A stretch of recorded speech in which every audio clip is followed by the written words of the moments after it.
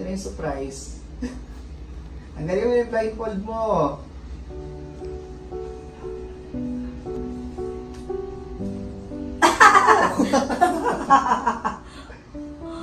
Hindi ako masaya ako?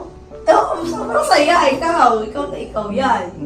Thank you, Ma. Di ba at least ba, hindi ano, kumbaga parang masaya to, mas kakaiba kahit konti.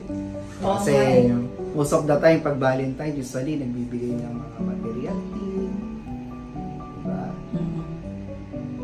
So, bakit ako? Kasi gusto ko ako, ibibigay sa'yo ng lagi masayang memories.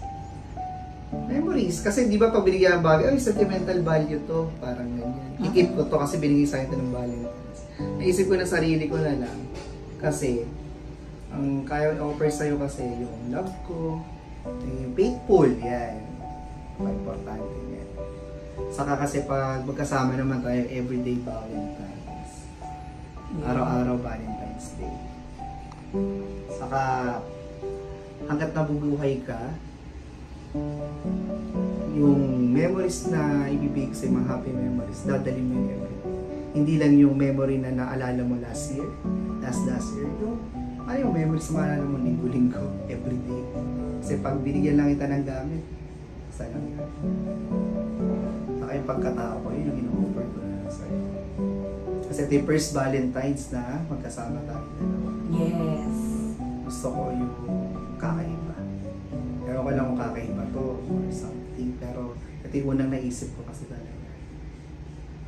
Thank you, mahal. Gusto ko. Ako din, hindi ang gift ko sa'yo yung sarili ko, ako. Yan ang matanging ibibigay ko din sa'yo, yung sarili ko, pagmamahal ko, at pagiging faithful, for better or for worse. Thank you so much. At least yung regalo mo sa akin, forever ko makakasama. Diba?